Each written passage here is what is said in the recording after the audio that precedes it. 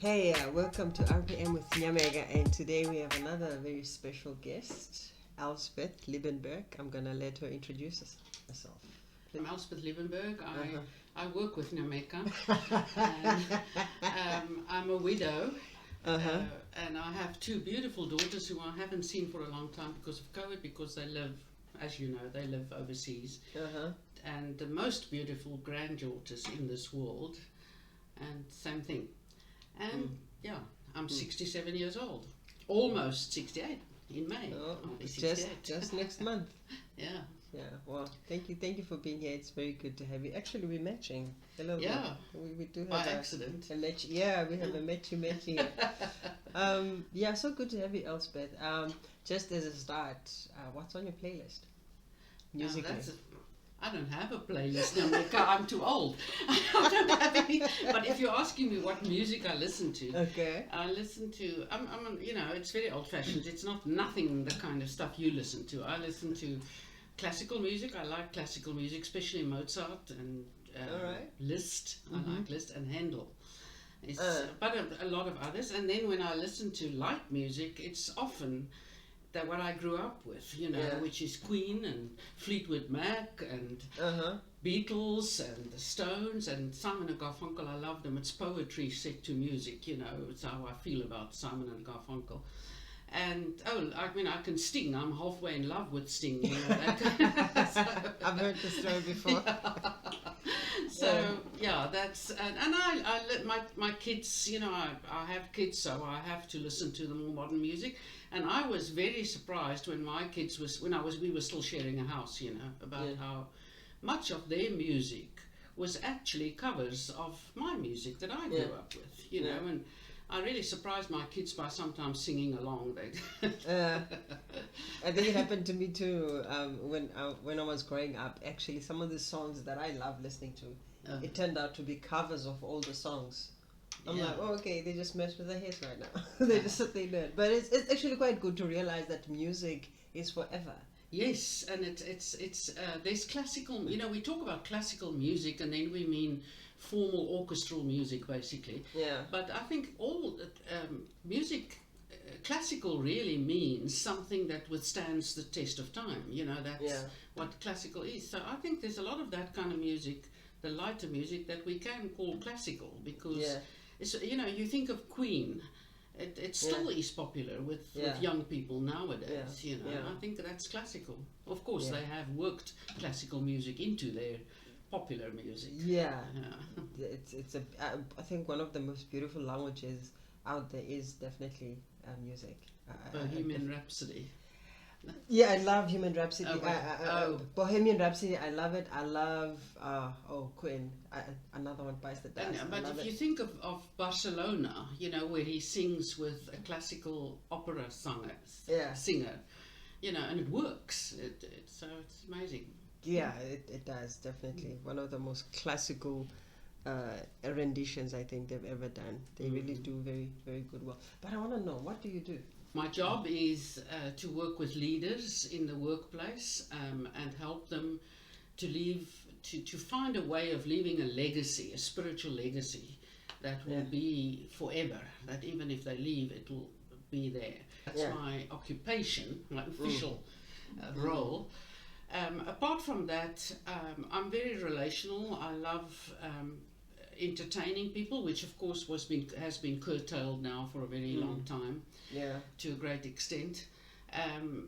I come from a very big family. My mother was one of 9 children. My father was one of 5. I'm one of 4, and all of us and all of our descendants are in contact with each other, and we interfere with each other's lives, something terrible, and we are aware of everything, and we discuss each other, and I'm that kind of family. If you want everybody to hear you, just have to shout over all the noise so that they can hear you, kind of thing. That's just the way it is. So that's part of what formed my personality, and huge debates always going on about very serious issues, which I realize has taught me to not always see that as a fight or an argument. I notice a lot of other people will if somebody disagrees with them, they withdraw or they're hurt or they, you know, but I grew up in such a combative way, but in a very loving combat, you know, but about opinions. We were taught to think about things, you know, and to challenge ideas if we didn't agree with them. So I love to read. It's another aspect of mine and of me, and I read anything. I don't, people always ask, what do you read? And I think, oh, well, I read biographies, and I read historical stuff, and I read novels, and I read apologetics, and I read, you know, I just like to read, to be informed. Even when I read, even if it's a novel, even if it's a romance novel, I will sit with my phone with me, and if they mention anything that interests me, I'll Google it. You know, that's how I read. That's definitely. But I'm not athletic.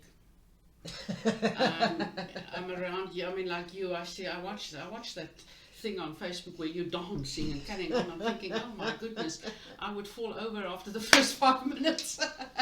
So I wish I was more. I love swimming, and that was the only sport that I ever got nearly somewhere, you know, but not even then.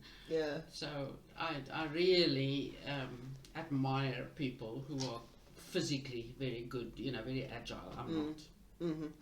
All right, you mentioned two things I want to go back to. You mentioned spiritual legacy that you said, and also you talked about a disagreement, because I think there's such a misconception about when somebody disagrees with somebody. So I want you to talk about what's your views on disagreement and just relationships, and also the spiritual legacy. Just tell me more about those two concepts. Well, the thing with the disagreement, I just think it's extremely arrogant to assume that everything I know is correct, you know, and everything I believe is right. Because we know nobody, there was only one human being, person on this earth ever, who was always correct, in my opinion, and that was Jesus Christ, when he came down in human form on this earth. But for the rest of us, we're all blundering along. And I mean, if you look back to your youth and you think of what you were like then and what you are like now when you get to be as old as me, then I realize it's two completely different people.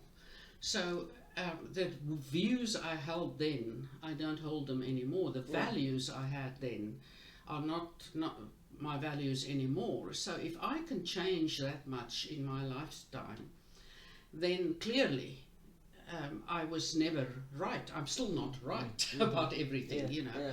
So I think it's a way of learning, is to, when people disagree with you, to find out why, you know, what's behind their argument, because there's only, if you and I disagree about something, there are three possibilities. You're right, or I'm right, or we're both either right or wrong. It's actually four possibilities, you know. And so investigate, find out what it is. Are you right? Am I right? Are we both wrong? Are we both right? You know, and learn from that. And I think we are often, in a culture like ours, South Africa, we are often so, there's two things that block us, you know.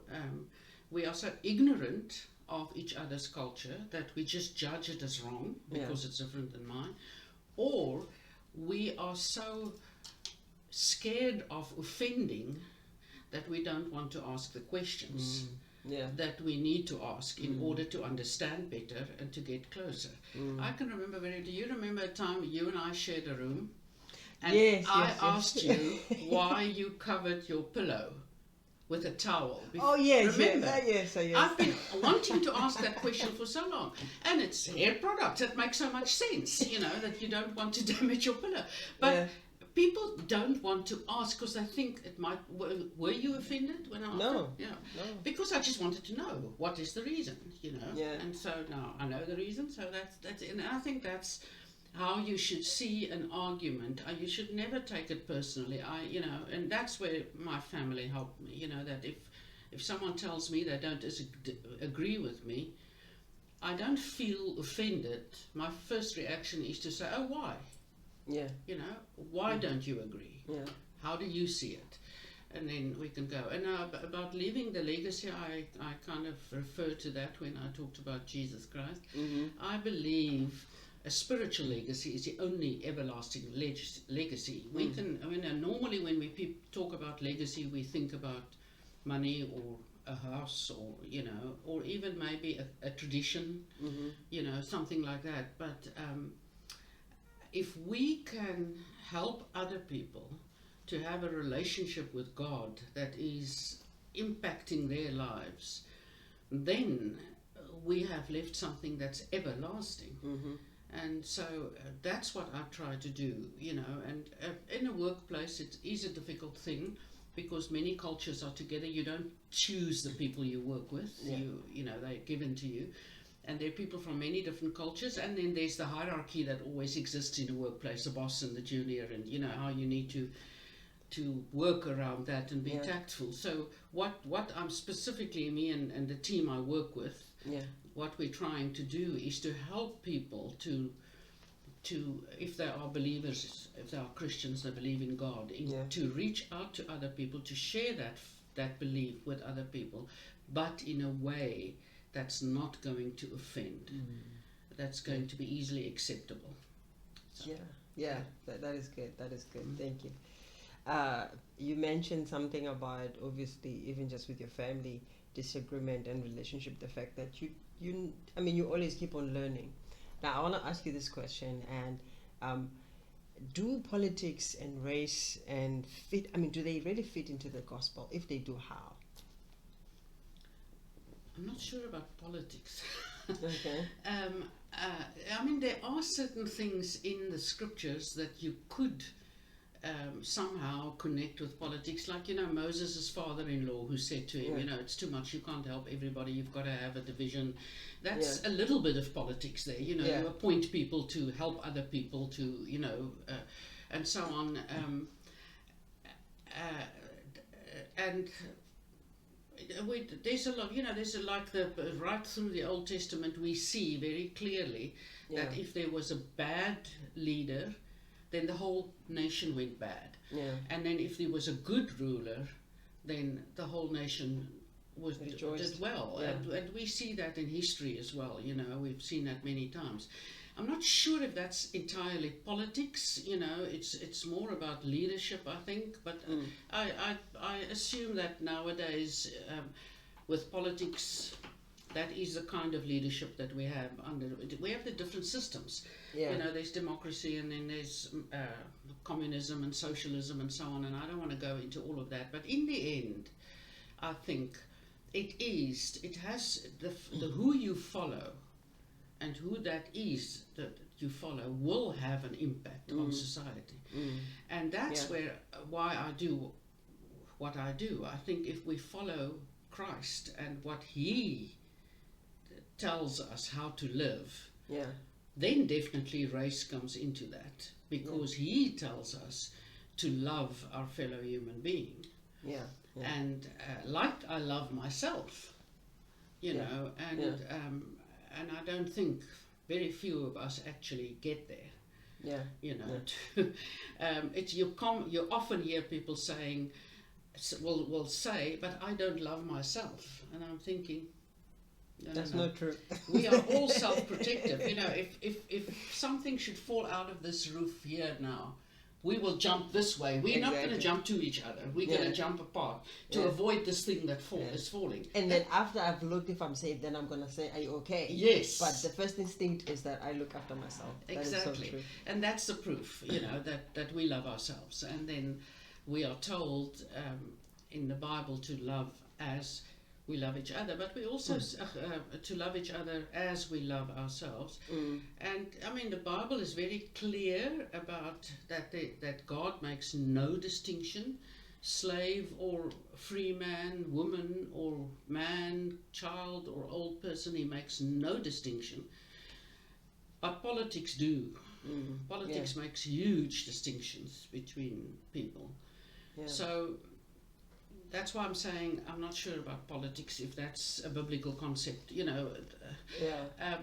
but on the other hand, it's such a broad concept, politics, right? Because there's even politics between me and you, and our fellow, you know, The fellow colleagues or whatever, there will be politics. You know, politics. Yeah. So yeah, it's a question that It's a very broad question. very broad It cannot question. be Yes. So specific. I could talk more about it if you want. Yeah. I'm thinking just to also, I guess, talk about just. I like the fact that you literally took it from a biblical standpoint, because you know that's the easiest for us Yeah. to take it from there and bring it broader. Yeah. You know, we just came from a very important weekend as Yes. Christians. We had the death and the resurrection of Jesus, and Yeah. on that very point, that's why we stand. That's why we have our faith. And obviously he was on trial. Let's talk about when he was on trial.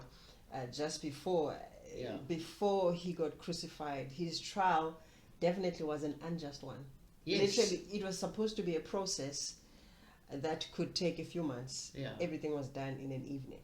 That's right. Everything was decided in an evening. It was very biased. No witnesses. You know, in a trial, you're supposed to have witnesses. You're supposed to, have defense. Yeah. You're supposed to. He never had any of those things, and therefore, for political gain and for political reasons, Jesus was crucified without a fair trial. So definitely, we know that everything is political. Yeah, thank you for that. Yeah, that's a very good example of how politics work nowadays. Still, that's what politics is self-serving. Whereas the Bible tells us to be others-centered, and so that's why it's really difficult to reconcile the two. Yeah. I know this is controversial, but that's why I think almost that you can almost not be successful if you're going to do everything according to Christian principles, right? Because your values don't count there, and nobody else. So why then even try? Because you're not, and if you're going to be successful, it means you've compromised your values. Then you can't call yourself Christian anymore. So it's almost like an oxymoron, Yeah, that's true. I changed my views. Talking about changing views, you said about the fact that your views change. I've changed my views. I used to believe in a theocracy. I was like, we should have a theocracy. Why not? And it's not going to work. Unfortunately, it's never going to work. Not even in Jesus' time. Yeah. I mean, that's why he was crucified. Yeah. All right. So how do you take your passions and your just what you do and actually make them a collaboration and partnership to rebuilding South Africa, or to building South Africa? South Africa. Yeah, or the world. Since we are now online, we can go. Well, I think it sounds maybe oversimple, or too easy, and it isn't easy. Yeah. But again, I think the answer is for people to get to know Christ and to be true followers of Jesus is the only thing I can see that could bring lasting change, because all the problems we have in life, if you think of it, if you think of crime, you think of racism, you think of all the isms, it's because we don't love each other. It's because we love ourselves more, or those like me I love more than others who are not like me. So to me that is about, and that is not easy. It's always easier to be amongst people who look like you and do think like you and like the things you like, and of course it's easier. It's no effort then, But it's much more interesting to try and reach out to people who are different to you and find out why they are the way they are, why they think the way they think, to learn about their history and so on. That makes life much more interesting. So I think there's a choice. Do you want an interesting life, or do you want an easy life? My daughter, who immigrated to Australia, not because of work, immigrate's the wrong word, they live there now. But because of her husband's work, she says that. She says life in South Africa is much more complicated, and in some ways much more unsafe than life in Australia. Like she can't let her kids play in the street here, but she can do that in Australia. But she says it's very boring, because it's like very, you expect everything is no surprise. Everything happens exactly as you expected, and so the diversity, people conversations are very repetitive almost, you know, because there's no clash of interest or difference of, there's difference of opinions, of course, but not about deep things. And so that's what she says that she misses about life in South Africa, you know. So, yeah, I don't know if I answered your question. Give me a different angle if I didn't. No, I wanna get into the whole point of learning. You talked about the fact that if you always congregate around the same people, then you're never gonna learn. There are two things that are on my mind. The first one is no seller has ever become a great seller by smooth seas. I've just read that. It's one of those statements I've read recently. So you never become a well-rounded person just by staying in your lane or not exploring other lanes. And the other statement I've heard also years ago is that if you want to have an interesting life, have friends from different races, from different age groups, from different backgrounds, then that's how you sort of culminate yourself as this well-rounded human being. So say something about that. Oh yeah, now that is so enriching, you know, that the fact that you can have, for me, for instance, to call you my friend, age difference and race difference, and we still, I hope you feel the same, but I mean, I feel like you're my friend, you know, and I can ask you when I don't understand things, the way you do things maybe, or whatever, I can ask you about it, and we can learn from each other. Except tech, you can't teach me tech, I'm too far behind there. I can do it for you. You do it for me, I know. So, and I'm very grateful. But yeah, I think people miss a lot when they stick to only one kind, because it is then just this one angle. It's almost like coming to Cape Town on a holiday, and you don't go up the mountain, and you don't go to the beach, and you don't go to any of the beautiful farms. You just stay in the house of the people that you visited, and then you say you've been to Cape Town. You know, that's how your life would be if you only stay, as you say, stay in your lane. You know, you don't diverse, and I don't think that's what God meant for us. You know, otherwise He would have created us all exactly the same. That's true. If that's what He wanted for us. So the diversity is very enriching to me, and I don't know if I can I tell you the story about, you know, when sometime back, when I was appointed the leader of this ministry, and I was the first woman ever, so that was an issue. And Shlashlama Molefe was on my team, and he used to be the leader of this country, of the ministry in the country. So in a way, I'm a usurper, you know, for him.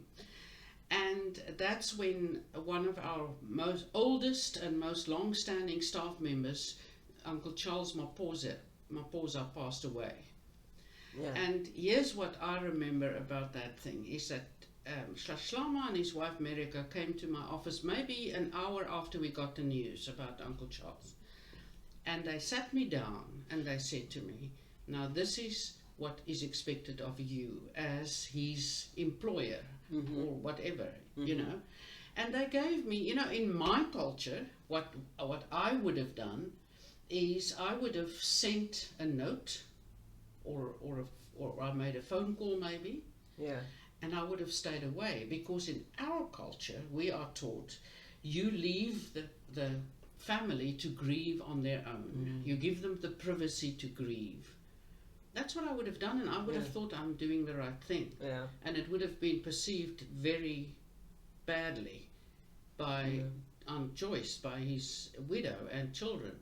But Shlashlama knew that. He knew that there's the difference between. So he came and he told me exactly what to do. You know, he told me I should go immediately, as soon as possible. What I would find there, you know, that I should pray for her, and Nyameka went with me to my house to pick the outfit I should wear. Sure. Because I couldn't go like this, for instance, you know. And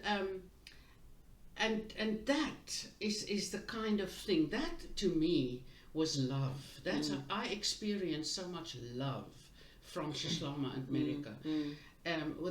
Because they did that for me. And that's what I think, you know, what we should try and do for each other. I mean, how can I put this? I could have said, listen, who are you to tell me what to do? Exactly. I'm the boss around here, and I'll do things the way I see fit, and I would have messed up greatly. But so I think for us to live with all the different cultures and to be able to live a good life together, we should be humble, number one. Just to understand that my way isn't necessarily the right way. It's just the way I was taught. That's an old common story they tell about the woman who every time she cooks a leg of lamb, she cuts off a bit at the end. And that's that story. And then in the end, it was because the old grandmother's pan wasn't big enough. But now it gets passed on. Now that's how a lot of our traditions are. We just do it. We don't never think about why we do it. And so let's be humble and understand that I don't know everything, and so I ask, for clarification if I'm not sure what to do. And kind, because that's the thing. Shislama and America, when they came to me, they were so kind. They didn't say, look, you're going to make a big mess, so listen to us, do what we tell you. They didn't come. They said, you know what, this is what would be appreciated. This is what you can expect. And, that kind of thing. So, humility, kindness, and then justice. Be fair. Because what we often do wrong in our effort to be politically correct or to be kind, we can sometimes bend backwards. And then we make allowances for the people who are different than us that we wouldn't make for our own people. That's true. What does that communicate? That communicates, I don't think you can cope with like I can, so I'll make an extra effort for you, or I'll make it easy for you. That's insulting. Yeah, that is so complex, Elspeth. That's another topic for another day. I just thought about it, how we can just open it, but we're not going to open it. But it's such a complex topic, really, because I think that's exactly what South Africa struggles with. There is that whole thing of either you too far involved, too far, too leaning back, and there's never you don't even know what is protocol anymore, because you're trying to this and this, and you fall so many ways that you don't even know which is the right way anymore. So that's a very complex topic. It is very, because there are allowances that need to be made because of past injustices. You have to fix that. But at the same time, you have to value people for what they are, and not be patronizing. It's a Pandora's box we'll have to open one day, because it is necessary. So I want you to give me just two final things. If you were put in like you mentioned here, you were a president of our organization for 10 years, I think, and then now if you were the president of the country for a week, what would you do? And then after that, you can just give us your parting words. Now, I thought about that question of being a president for a week. A week is a bit short, I wouldn't be able to change any laws, for instance, in a week. I said week because a lot of people say a day. I'm like, a day is not enough. I thought a week at least could fulfill some things. Certainly, one of the things, I would certainly fire a few people and hire a few people.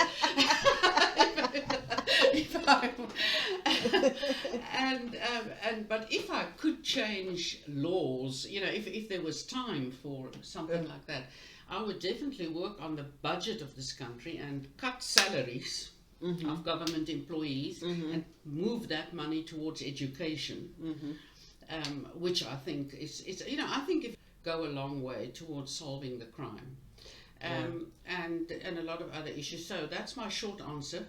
Is another thing I would definitely say, if there's any charge against you of corruption or anything like that, you are removed from your position immediately, and you're not eligible until you've been proved innocent. Anyway, that should be law. Why it's not law, I'm surprised myself. But that's what I would do. I think, but of course it's easy to say. I have no idea what it's like to be in that hot seat, so that's just, it's very lightly that I'm saying that. All right, and any parting words? Parting words, I just want to say that I think we live in a wonderful country. I think we live in a beautiful country, and we have fantastic people in this country. But we, unfortunately, we tend to be very critical and negative in our country of each other. And, you know, I pray for our president, and I think, you know, the poor man can never satisfy everybody. He will always, somebody will be highly upset with him. So we, you know, someone like him, that's why I'm saying I'm taking it very lightly, the stuff I say about what I would do if I was president. Yeah. It's probably not as easy, you know, definitely it's not as easy as I make it sound. But yeah, so my parting words is let's try and make it work. You know, we have a lot of diversity, and it's a blessing, it's not a curse. Yeah. It's a huge blessing to have all this diversity. Let's go all out and make it work. Yeah.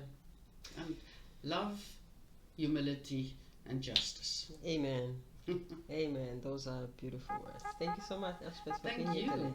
Thank you. That was nice.